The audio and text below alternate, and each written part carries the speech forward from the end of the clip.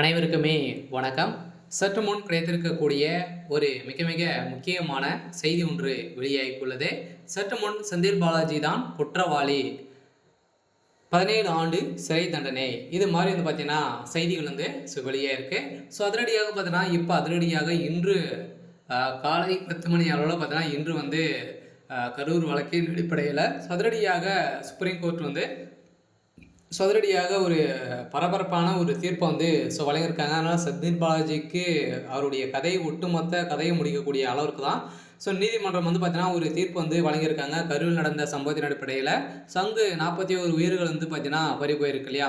இந்த விவகாரத்தின் அடிப்படையில் தமிழக வெற்றி கழக தலைவர் விஜய் கரூர் மேற்கொண்ட தேர்தல் பிரச்சாரத்தில் இந்த உயிர்கள் உயிரிழந்த நிலையில் இந்த விவகாரத்தை விசாரிக்க சென்னை உயர்நீதிமன்றம் சிறப்பு விசாரணை குழு அமைக்கப்பட்டுள்ளது.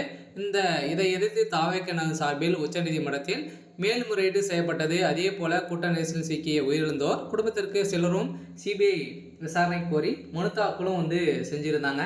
இந்த மனு தாக்கலின் அடிப்படையில் மீதான விசாரணை கடந்த 10ஆம் தேதி உச்சநீதிமன்றம் நடந்த நிலையில் தீர்ப்பு தேதி குறிப்பிடாமல் ஒத்திவைக்கப்பட்டிருந்த நிலையில் இன்று பார்த்தீங்கன்னா அதிரடியாக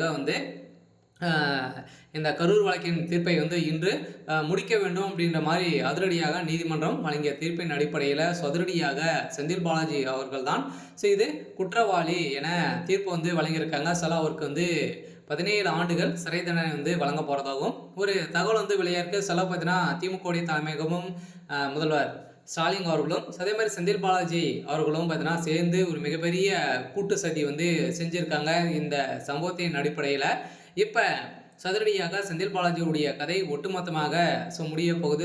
இவருக்கு வழங்கிய தீர்ப்பின் அடிப்படையில் ஒரு பரபரப்பான தீர்ப்பு வழங்கியிருக்காங்க. இருந்தாலுமே முன்னதாக சென்னை உயர்நீதிமன்றம் தாவேக தலைவருக்கு எதிராக தனிப்பட்ட முறையில் சில கருத்துக்கள் வைத்திருந்த நிலையில் அந்த கருத்துக்கு முரண்பாடாக இருந்த காரணத்தின் அடிப்படையில் இதை எதிர்த்து பார்த்தீங்கன்னா மீண்டும் மேல்முறையீட்டு எடுத்திருந்த நிலையில தான் இப்போ அதிரடியாக நீதிமன்றம் இன்று இந்த விசாரணை முடிக்க வேண்டும் அப்படின்ற மாதிரி பார்த்தீங்கன்னா போட்ட உத்தரவின் அடிப்படையில் அதிரடியாக இப்போ செந்தில் பாலாஜி அவர்கள் தான் கரூரில் நடந்த சம்பவத்திற்கு குற்றவாளி என நிரூபணமாயிருக்கு. அங்கு சிக்கிய ஆதாரத்தின் அடிப்படையிலும் இப்போ அதிரடியாக பார்த்தீங்கன்னா நம்ம அனைவருமே எதிர்பார்த்த மாதிரி திமுக தான் ஒரு மிகப்பெரிய கூட்டு சதி செஞ்சுருக்காங்க அப்படின்றத இப்போ நிரூபணமாயிருக்கு. இதன் அடிப்படையில் தான் செந்தில் பாலாஜி அவர்கள் தான் குற்றவாளி என தீர்ப்பு வழங்கி இப்போ அவருக்கு 17 ஆண்டு சிறை தண்டனை விதிக்க போகிறதாகவும் ஒரு தகவல் வெளியாக இருக்குது. இருந்தாலுமே என்ன நடக்க போகுது அப்படின்றத வெயிட் பண்ணி பார்க்கலாம்.